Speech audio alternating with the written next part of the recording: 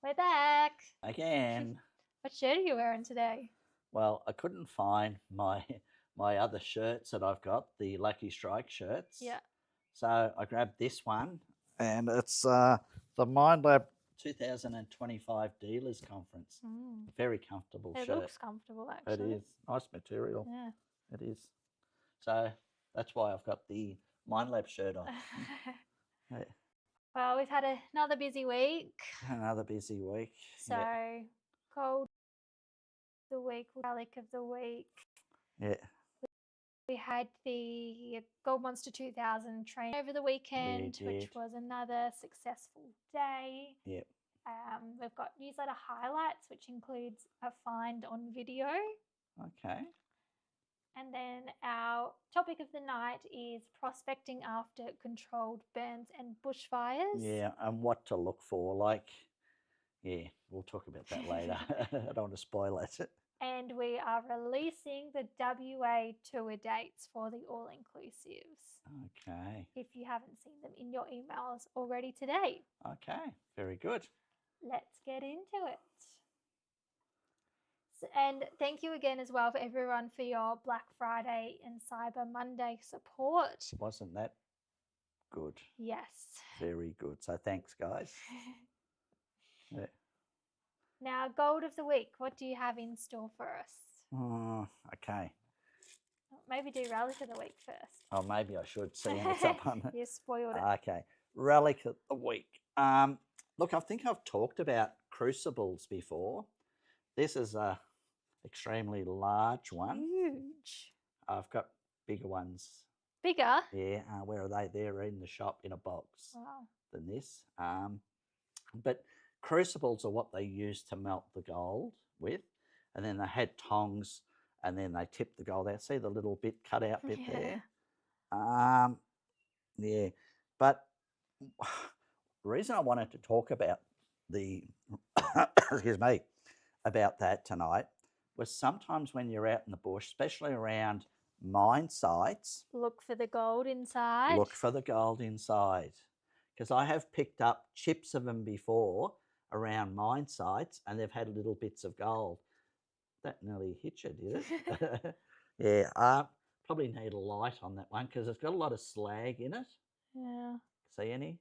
There's some like ready clay in there in the bottom. Okay, yeah.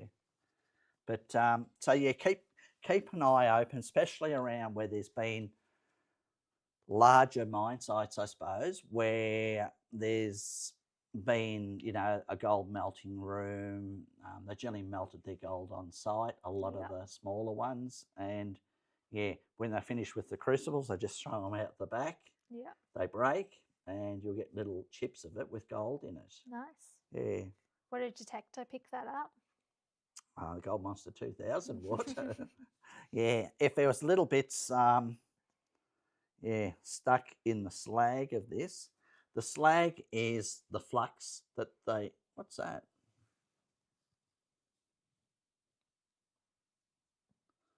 Looks goldy looking to me or not? Don't know.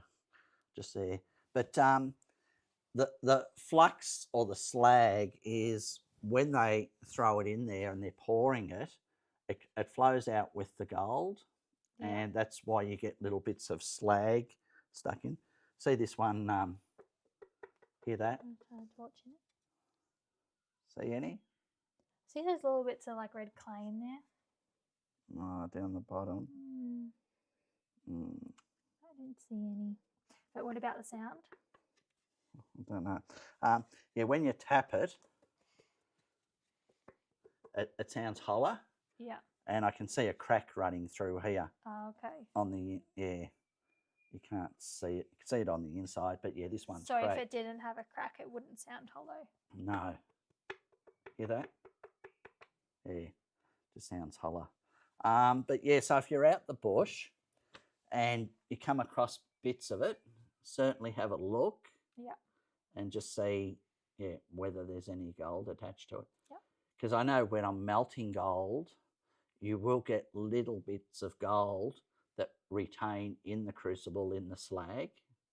So when I've finished with the crucible, I just, throw it into a bucket And then when I've got time on my hands, I'll crush the crucibles up. Yeah. So you use a dolly pot, crush it up, and I've got a it's a crusher, but it's a motorized one. Yeah. That you throw the stuff in the top, it spins around and it comes out like powder. Yeah. Do you have to pan it off then, or? Yeah, I do. Yeah. Yeah. I tried a river sluice once. This is going back a couple of years ago, but I had some rock that was going 3 grams to the kilo. That's rich, right? And I crushed it and I put it in the river sluice, and the sluice caught a bit of the gold, but most of it was going down the drive. I think I've talked about this before. So I had to shovel all the dirt up that was going down the drive, and I panned it off. Yeah, the old-fashioned way. Yeah, so if I didn't know, but no, that was good. I've got to get back there again. Get some. Oh, we have got some buckets. Remember we went there? Yes, we do. Some of it's in Ballarat, some of it's here. Okay. Yeah, I think Nathan's got a big tub of it. Yeah. Yeah.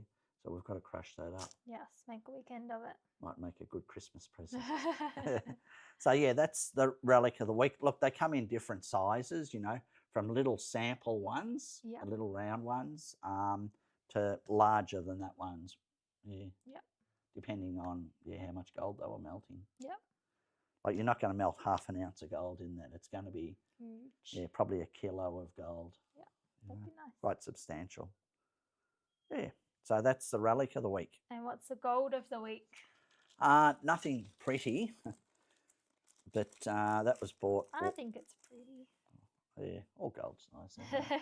But it's just a blob. A customer who'd found lots of little bits, melted it down. I think it was about, off memory, about 40 grams there. I wonder if they posted this in our Lucky Strike Gold group, because I saw a very similar post last week of someone showing how all their finds melted into a blob. No, I did see that. I don't think that was Steve. But yeah. But there's 40, I think it was 40 grams off memory. Okay. Which multiply that by 200. So that's $8,000 worth just there. Crazy. It is crazy, very crazy. Yeah. Look, we've been buying a bit of gold, but most of it is smaller stuff, you know. And with people cashing in to get their Chrissy presents. Yeah, look, that's what I used to do too. You know, if I wanted something for Christmas, I'd sell a bit of gold, you know. Or if something popped up, you know, the motor blew up in the car, you'd sell a little bit more to pay for that. Yeah. So, yeah. Things are good at the moment in the gold industry. Yes.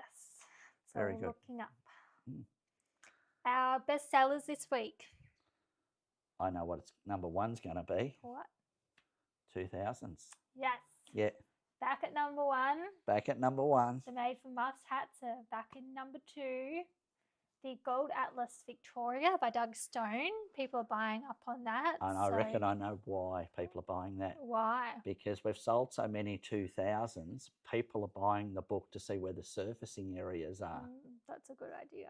That's what I reckon there. Yeah. Yep. We did have these on sale as well over the Black Friday, Cyber Monday. Okay. So another good reason to buy up. Same with the scoops. So they're at number 4, and Pay Dirt 600 grams at number 5. And I reckon people are buying the Pay Dirt bags for a stocking filler. Yeah, I would good say. Chrissy present, isn't it? Yep. Yep. Even the Gold Atlas, I think, is a great Chrissy present. Oh, I think they're all great Christmas presents. Yeah, they are actually. I'd be wrapped if I was a newbie and coming into the industry to get a 2000 switch on and go machine. Absolutely. Great fun. All right, we'll go to our first video of the night, which is us at the Sovereign Hill Lookout. Oh, gee. Yeah, I remember that one.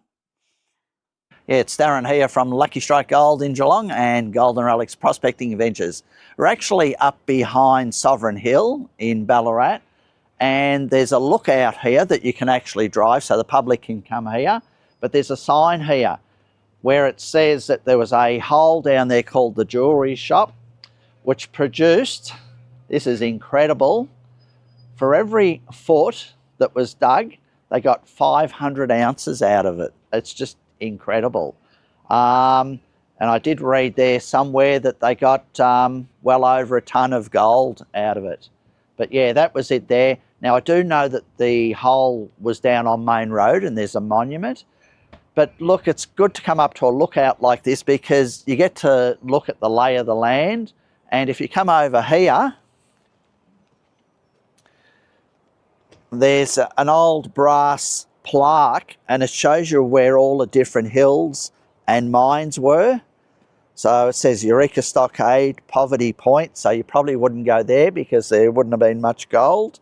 The Lamberis number 4 mine. Yeah, a bit of water in here, but yeah, the Prince Regent Battery, and there's the jeweller's shop that we were talking about. But yeah, it's just good to have a look around and see the lay of the land. Nice little spot. I didn't even know that existed until you showed me. Okay. I know a lot of people show the actual sign and it says on this site was the famous jewellery box shaft, you know, producing X amount of gold. But not a lot of people, even people from Ballarat, don't know that that's there. No, I didn't. Yeah, so you've got to go up behind Sovereign Hill and it looks like you're going to the accommodation section of it. And then you turn right and it goes to a lookout. There's a little rotunda there, that board, and yeah, that other brass thing. It's good just to get up there and have a look and see where some of the mines were. Yeah, get a lay of the land.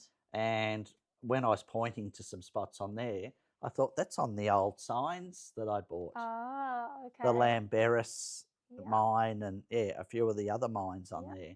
Canadian Gully 1 and 2. Yeah. Yeah. So. Well, I thought it was interesting that you pointed out Poverty Point and you're like, well, I wouldn't go there. I wouldn't go because, yeah, it was very poor, Poverty Point. Makes sense. Yeah. It's like you got to look at some of the names of the gullies and that. Yeah. If they were called Nuggety Gully, obviously there's nuggets there. Yeah. But if they were called, I'll give you a really good example. One out near Barkstead, near Dalesford, was called Bread and Fat Gully. So it was only got enough gold to buy bread and butter. bread and fat, or butter, You know, look at the names of the gullies. Yep, because they're quite literal back then. Yeah. I'll have to take you to the lookout at Creswick. Did I take? There's one there and it's got a similar thing and it points to the gullies and the hills. Yeah. Yeah.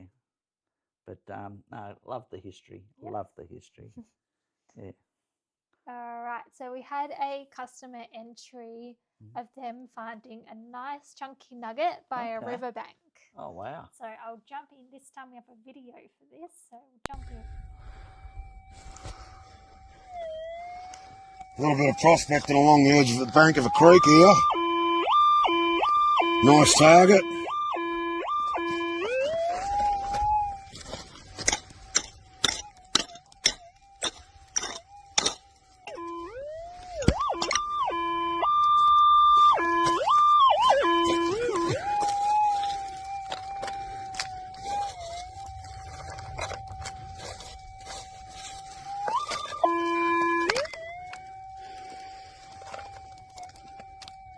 Oh, get fucked. Check that out. Not bad.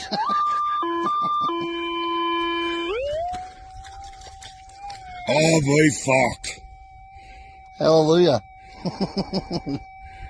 That's nice. That's near half an ounce. Sweet. Beautiful, isn't it? No, nice. Yeah, trying to work out roughly what the weight of that nugget would have been. It probably would have been close to an ounce. Yeah.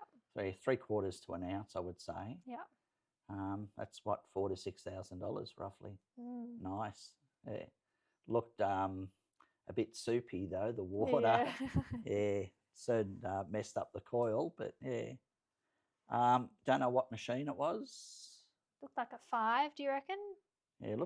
To me, it looked like a 5 and the 12-inch Evo. Great combination. Yeah.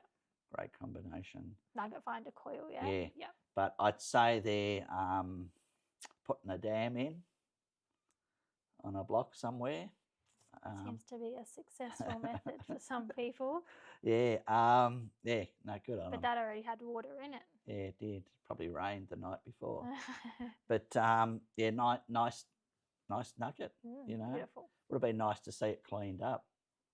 Yeah, I'd say it'd be nice, bright colour bit. Yeah, and it looks like alluvial gold because it wasn't rough. So yeah, no, nice. Well done.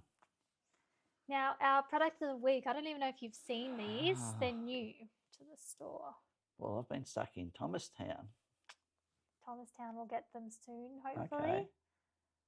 It's a new, oh, wow, pink scoops. Yeah.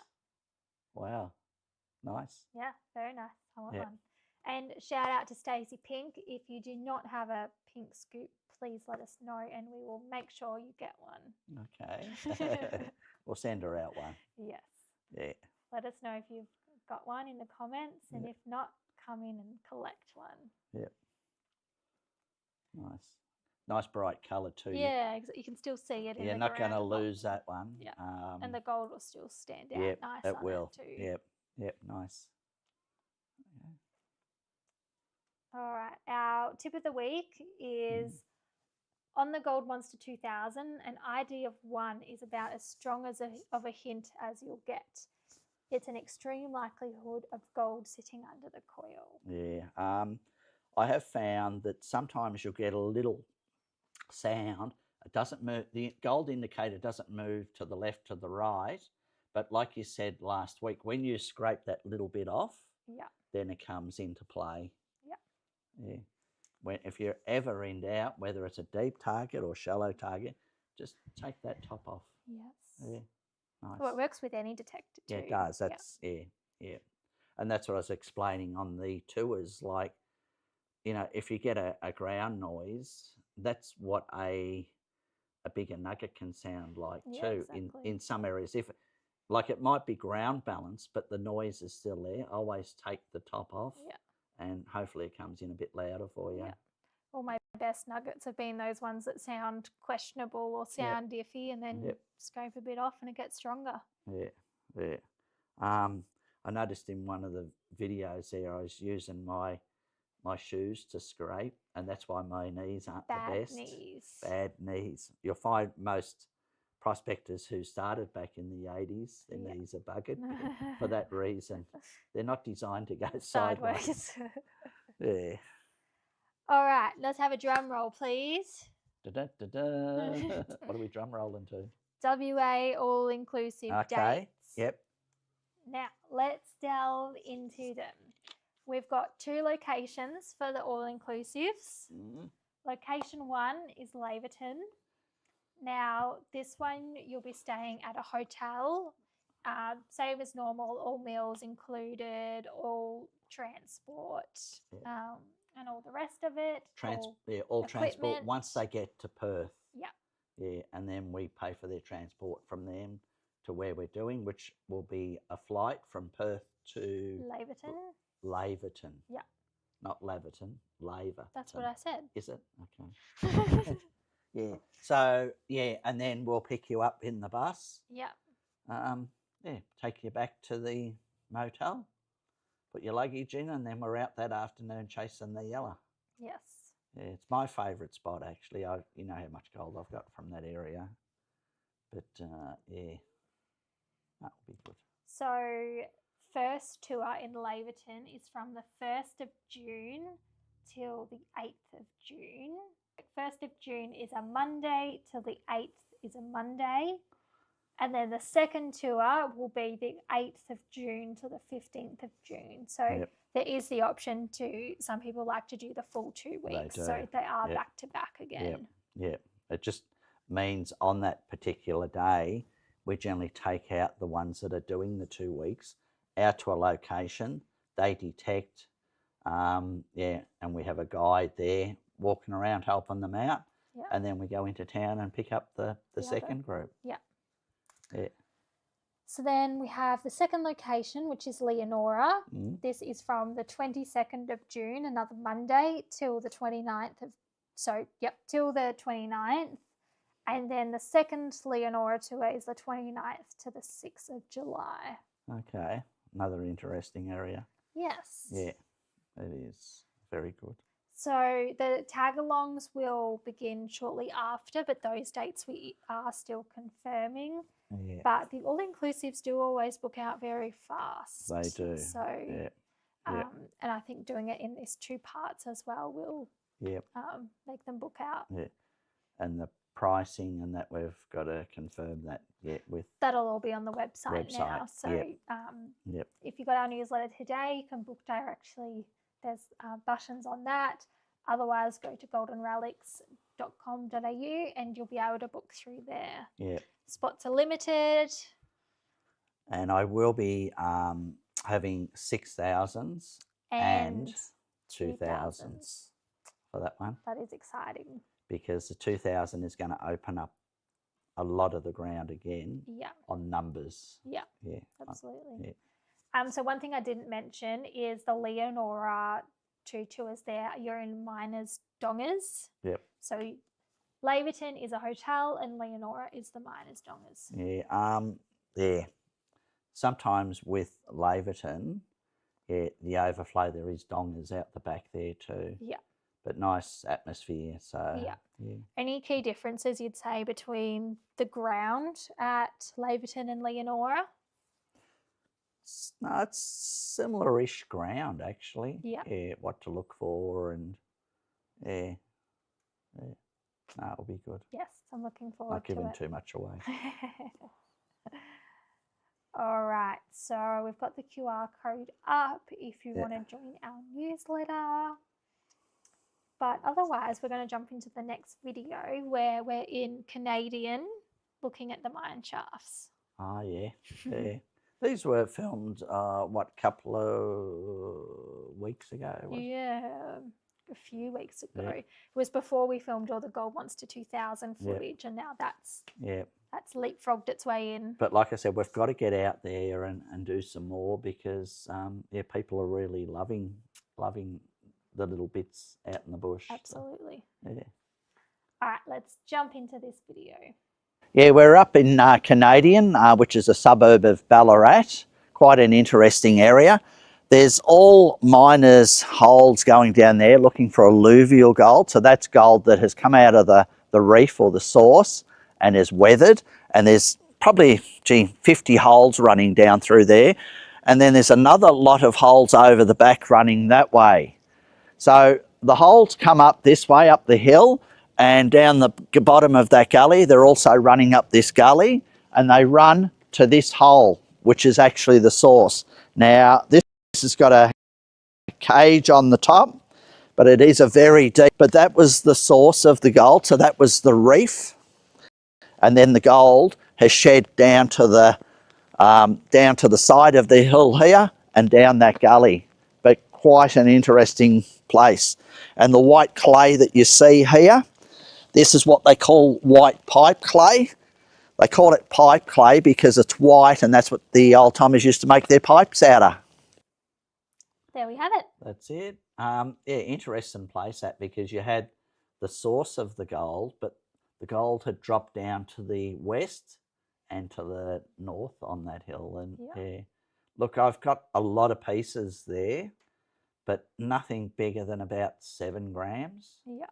I remember there was one little patch I got there and the gold was really rough and jagged. Yeah. But that's, interesting place there. Yes. Yeah. I'm not going to mention where it is. So I want to go back with the 2000. Yeah, it's only a small area too. It's probably only good for, 2-3 people. Yeah. Yeah. Some people might know where it is, but I'll know if they've been watching, because when I go back, if there's all little holes everywhere, I'll know. But yeah, interesting place. All right, our topic of the night is what to look for in controlled burns and bushfires. Look, we're coming into that time of the year where, unfortunately, there's bushfires. Yeah. There has been a few controlled burns going on. Controlled burns are where they burn off certain areas so that if there is a bushfire, it might stop at that controlled burn, doesn't go any further. Now, a lot of people are onto it. I think the last time I talked about this, someone had a go at me and said, "Oh, what are you doing telling people about, controlled burns and that?" But that's what we're here for. That's what we're here to help you guys. So look, when there's a controlled burn, you can look up on your phone where they're doing the burn offs, which is what is it? Fires near me. I look up, yeah, and it'll come up a map of Victoria, and the actual fire might be black, which means it's still going. But if it's not black, it might mean that it's being patrolled by the Parks Victoria, because when they burn off an area, they will not let you in straight away. It might be a week, it might be 2 weeks, until they think it's safe. Yeah. And what I mean by that, I know they did a controlled burn years ago out at Beaufort. And because there's a lot of white ants in the trees at Beaufort, they eat from the inside out. The trees were burning internally, and, the trees burn and all of a sudden they'll fall over. So they never let people in there for about a month, actually, Yeah. because they just felt it was too dangerous. So when you are allowed in there, you go in there. But what you got to look for is, there's two things that I look for on a bushfire area or controlled burn. And one is on the inside of the shallow holes, you get everyone goes on the outsides of the holes. But not many people can go on the insides of the holes because there's too many leaves and sticks and branches. But after a bushfire or controlled burn, it's just clear. Yeah.